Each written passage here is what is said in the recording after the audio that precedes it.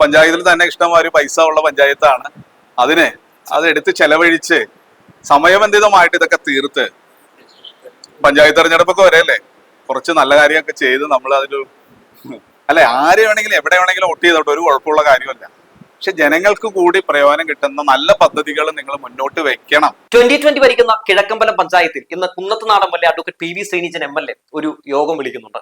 ആ യോഗത്തിൽ ഞങ്ങളൊന്ന് പങ്കെടുത്തിരുന്നു. ആ യോഗത്തിൽ കണ്ട വളരെ മനോഹരമായിട്ടുള്ള പല ദൃശ്യങ്ങൾ, ചില കാഴ്ചകൾ, ചില സംഭവങ്ങൾ അത് നിങ്ങളുമായിട്ട് ഷെയർ ചെയ്യണമെന്ന് തോന്നി.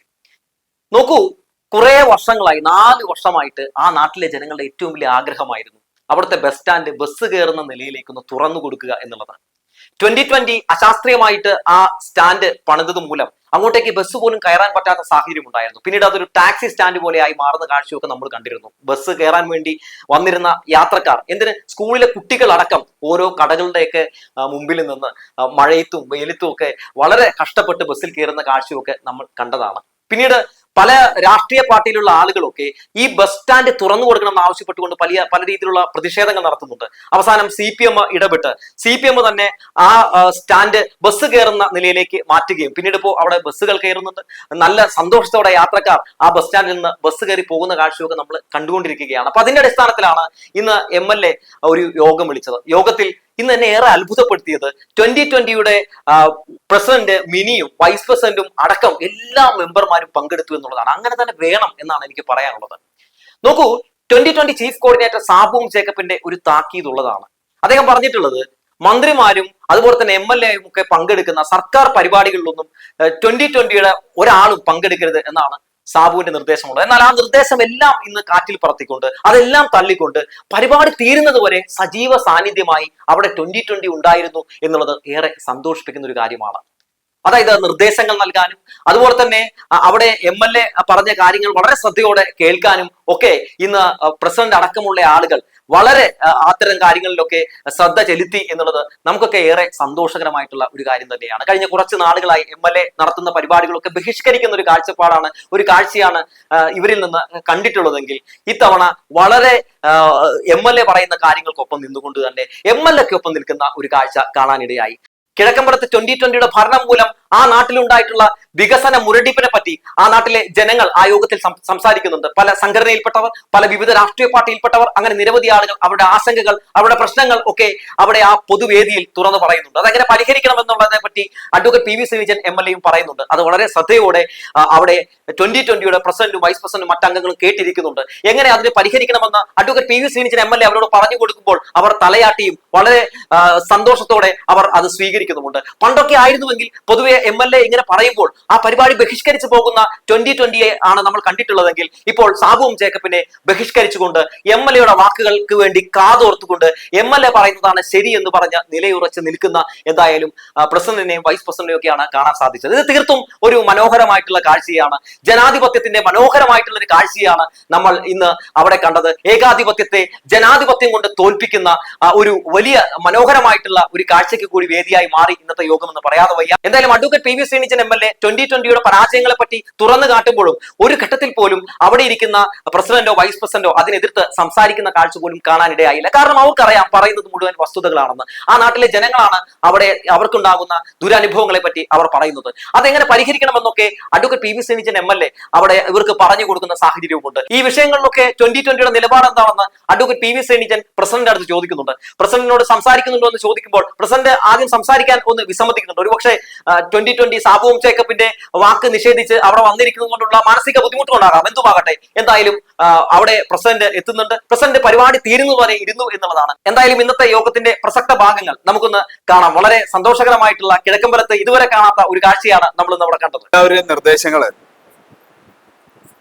വളരെ ജനകീയമായിട്ടുള്ള നിർദ്ദേശങ്ങളാണ് ഇവിടെ വന്നത്. അതിൽ ഒരു കാതലായിട്ടുള്ള ഒരു വിഷയം, പഞ്ചായത്ത് ഭരണസമിതി ഒരു നോ എൻട്രി വെച്ചിരുന്നു. അതിപ്പോ ആരോ തിരിച്ചു വെച്ചെന്നാണ് ഞാൻ മനസ്സിലാക്കുന്നത് ഈ ചർച്ചയിൽ നിന്ന്. അപ്പൊ അത് പഴയ പോലെ പഞ്ചായത്ത് ഭരണസമിതിയുടെ തീരുമാനപ്രകാരം നമ്മൾ നോ എൻട്രി എന്നുള്ളത് അപ്പുറത്ത് തന്നെ സ്ഥാപിക്കുക. അവിടെ നിന്ന് വണ്ടി ഇങ്ങോട്ട് കയറാത്ത രീതിയിൽ ഇവിടെ നിന്ന് നേരെ ലൈബ്രറി വഴി സെന്റ് ജോസഫ് സ്കൂളിലേക്ക് പോകുന്നതായിരിക്കും നല്ലതെന്നും എനിക്ക് നിങ്ങളെല്ലാം പറഞ്ഞ അഭിപ്രായത്തിൽ നിന്ന് അതാണ് എനിക്ക് തോന്നുന്നത്.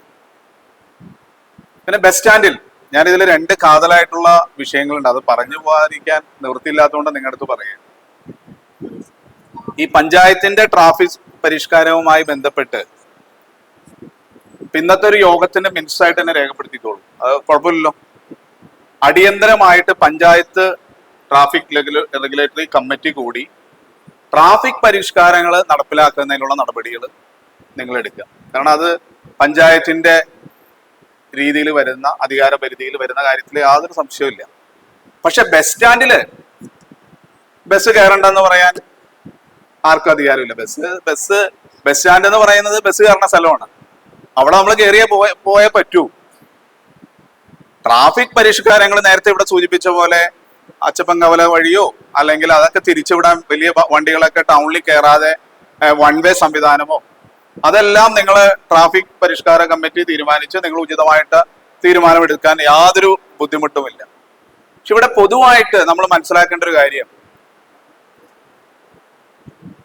ഇത് ഭരണസമിതിയും അല്ലെങ്കിൽ ഇവിടുത്തെ നാട്ടുകാരും തമ്മിലുള്ള ഒരു പ്രശ്നമല്ല. ഇത് എല്ലാവരെയും ബാധിക്കുന്ന പൊതുവായിട്ടുള്ള വിഷയമായതുകൊണ്ടാണ് MLA എന്നുള്ള രീതിയിൽ ഞാൻ ഈ മീറ്റിംഗ് വിളിച്ചത്. അതിനിപ്പോ എല്ലാ പഞ്ചായത്ത് പ്രസിഡന്റിനെ എല്ലാം നമ്മൾ നേരിട്ട് വിളിച്ചതാണ്. പഞ്ചായത്ത് പ്രസിഡന്റ് അടക്കം വന്നതിൽ ഞാൻ ഈ അവസരത്തിൽ പ്രത്യേകം ഭരണസമിതിയുടെ അടുത്ത് പ്രത്യേകം നന്ദി പറയുകയാണ്. അതൊരു പൊതുകാര്യ പ്രസക്തി ഉണ്ടെന്ന് തോന്നിയുകൊണ്ടായിരിക്കണം നിങ്ങളും കൂടി ഈ മീറ്റിംഗിൽ വന്നതും. നിങ്ങളുടെ അഭിപ്രായം തുറന്നു പറയാമായിരുന്നു. അത് കത്തായിട്ട് കൊടുത്തതിൽ തെറ്റൊന്നുമില്ല. പക്ഷെ തുറന്നു പറയുന്നതിലാണ് ഇത്രയും കൂടി ഒരു ഉചിതമായ മാർഗം. അങ്ങനെ നിങ്ങളുടെയും കൂടി അഭിപ്രായം കേട്ടതിന് ശേഷം ഇവിടെ ഇരിക്കുന്ന മുഴുവൻ ആളുകളും, ഇവിടെ ഒരാൾ പോലും ഈ ബസ് സ്റ്റാൻഡ് തുറന്നത് ശരിയായില്ല എന്ന് പറഞ്ഞിരുന്നെങ്കിൽ നമുക്ക് അതിലൊരു ഏകാഭിപ്രായത്തിൽ എത്താൻ കഴിയുമായിരുന്നില്ല. പക്ഷെ ഇവിടെ വന്നിരിക്കുന്ന മുഴുവൻ ജനങ്ങളും, ഈ ജനങ്ങൾ എന്ന് പറയുന്നത് ഇപ്പൊ MLA ആയാലും ജനപ്രതികളായാലും അല്ലെങ്കിൽ മറ്റ് ഇൻട്രസ്റ്റഡ് പാർട്ടി സംഘടനകളുടെ ആളുകളാണെങ്കിലും അതിന്റെ ഒരു പ്രാധാന്യം മനസ്സിലാക്കി ഏറ്റവും ഉചിതമായിട്ടുള്ള ഒരു തീരുമാനം എടുത്തിട്ടുണ്ട്. പിന്നെ ഒരു കാര്യം പറയാം, MLA ഫണ്ടിൽ നിന്ന് ഇപ്പൊ അപ്പുറത്തെ വശത്ത് മാത്രമാണ് ഇപ്പോ ഷെൽട്ടർ ഉള്ളത്, ബസ് സ്റ്റാൻഡ് ഉള്ളത്. ഇപ്പുറത്തെ ഭാഗത്ത് PWD റോഡിനോടുള്ള ഭാഗത്ത് MLA ഫണ്ടിൽ നിന്ന് ഫണ്ട് അനുവദിച്ച് ബസ് സ്റ്റോപ്പ് പണിയാൻ ഞാൻ പൈസ അനുവദിക്കാവുന്ന സന്തോഷത്തോടുകൂടി പറയുകയാണ്. അപ്പൊ അത് PWD ഒന്ന് നോക്കിയിട്ട് കേട്ടോ, അതിന് ഉചിതമായിട്ടുള്ള തീരുമാനങ്ങൾ എടുക്കാം. പിന്നെ രണ്ടാമത്, നേരത്തെ ആരോ ഇവര് പൈസ തരാന്നൊക്കെ പറഞ്ഞിരുന്നു, നല്ല കാര്യം. കിഴക്കമ്പലത്തിനെ സംബന്ധിച്ച് ഇത്രയും നമ്മൾ കേരളത്തിൽ അറിയപ്പെടുന്ന ഒരു പഞ്ചായത്താണ്. നമ്മൾ അതിലൊരു ബെഡ് ഷെൽട്ടർ, നേരത്തെ സൂചിപ്പിച്ച പോലെ ഒരു ബാത്റൂം ഇല്ല എന്ന് പറയുമ്പോൾ അതിന്റെ നാണക്കേട് മുഴുവൻ നമുക്ക് മുഴുവനുമാണ്. ഈ ടോയ്ലറ്റും അല്ലെങ്കിൽ മറ്റു സംവിധാനങ്ങളും, ഈ പഞ്ചായത്ത് ആ ബിൽഡിങ്ങില് ടോയ്ലറ്റും എല്ലാം പ്ലാൻ ചെയ്യണ്ടെങ്കിൽ തീർച്ചയായിട്ടും അത് നമ്മൾ ഹെഡ് സെക്രട്ടറി നിങ്ങൾ സമയബന്ധിതമായിട്ട് ഈ വന്നിട്ടുണ്ട്. നിങ്ങൾ ഈ സമയബന്ധിതമായിട്ട് ഒരു പദ്ധതി 4 വർഷം നീണ്ടുപോകാന്ന് പറയുന്നത് ഒരിക്കലും അതൊരു നല്ല കാര്യമല്ല. നിങ്ങൾ കൃത്യമായിട്ട് 1 വർഷം, ഒരു ടെൻഡർ കൊടുക്കണ എത്ര, 1 വർഷവും ആ 1 വർഷം കഴിഞ്ഞ് കഴിഞ്ഞാൽ ആ പദ്ധതി നീണ്ടുപോകാന്ന് പറഞ്ഞത് അതിന്റെ നഷ്ടം എന്ന് പറയുന്നത് ഇവിടുത്തെ പൊതുജനങ്ങൾക്കാണ്. അപ്പൊ എന്തുകൊണ്ട് ആ പദ്ധതികൾ വൈകുന്നു എന്ന് കൃത്യമായിട്ട് നിങ്ങൾ സ്ക്രൂട്ടിനൈസ് ചെയ്യണ്ടേ. സത്യത്തിൽ ഇങ്ങനെ ഒരു മീറ്റിംഗ് വിളിക്കേണ്ട ഒരു സാഹചര്യം നമ്മുടെ ഭാഗത്തുനിന്നുണ്ടായ അല്ലെങ്കിൽ അങ്ങനെ ആ ഉദ്യോഗസ്ഥരുടെ ഭാഗത്തുനിന്നുള്ള വീഴ്ചയല്ലേ. ഇത് കൃത്യമായിട്ട് ഇത്രയും നല്ല ബസ് സ്റ്റാൻഡ് പണിതു, അതിലൊന്നും ആർക്കും ഒരു എതിരഭിപ്രായവും ഇല്ല. പക്ഷെ കൃത്യമായിട്ട് ആ ബസ് സ്റ്റാൻഡ് പണിത് പൊതുജനങ്ങൾക്ക് തുറന്നു കൊടുക്കുമ്പോഴാണ് എല്ലാവർക്കും ഒരു സന്തോഷം വരുന്നത്. കുറച്ചു പേര് നേരത്തെ പറഞ്ഞ പോലെ വേസ്റ്റിന്റെ കേട്ടോ, നിങ്ങളുടെ അടുത്ത് ഒരു കാര്യം കൂടി പറയാം. നേരത്തെ ഇവിടെ കാനകളുടെ കാര്യമൊക്കെ പറഞ്ഞുകൊണ്ടാണ്, സംസ്ഥാന സർക്കാരിന്റെ കൃത്യമായിട്ട് സർക്കുലർ ഉണ്ട്. PWD കാനകൾ അടക്കം ക്ലീൻ ചെയ്യേണ്ട ഉത്തരവാദിത്വം പഞ്ചായത്തിന്റെയാണ്.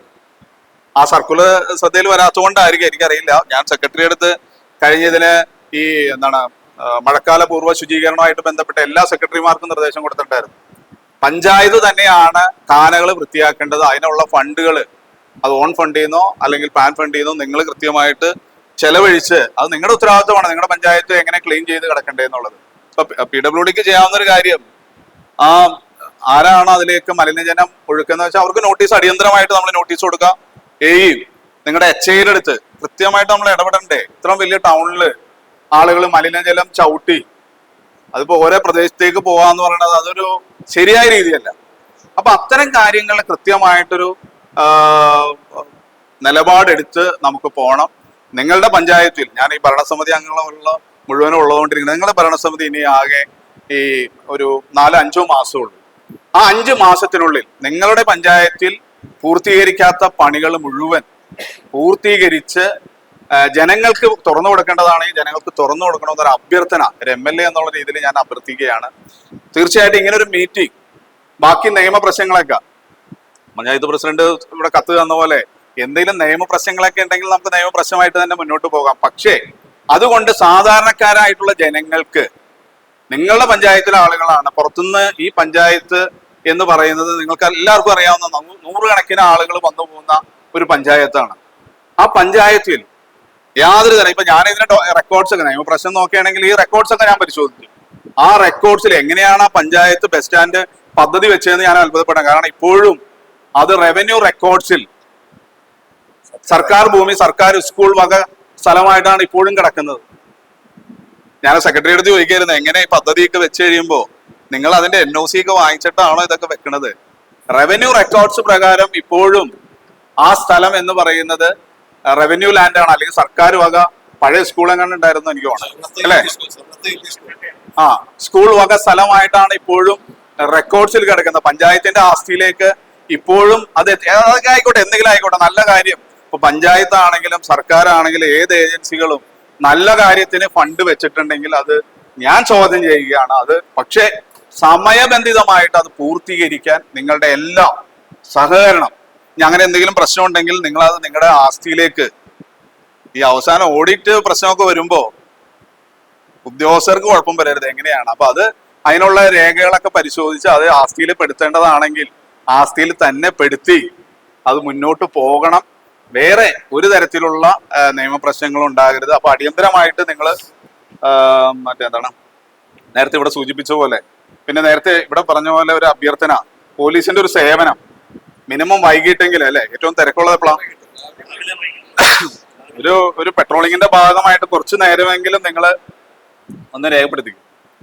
ഒന്ന് കുറച്ച് സമയമെങ്കിലും കിഴക്കമ്പലം ടൗണിൽ, കാരണം ബസ്സുകളുടെ എല്ലാം ആയിരക്കണക്കിന് കുട്ടികൾ, ഇപ്പൊ സെന്റ് ജോസഫ് സ്കൂളിൽ നേരത്തെ ഇവിടെ പീറ്റർ സൂചിപ്പിച്ച പോലെ ആയിരക്കണക്കിന് കുട്ടികളാണ് ആ ഭാഗത്ത് വന്ന് പോകുന്നത്. അപ്പൊ അവർക്ക് ഒന്നും യാതൊരു അപകടം സംഭവിച്ചിട്ട് പിന്നെ നമ്മൾ പറഞ്ഞിട്ട് കാര്യമില്ല.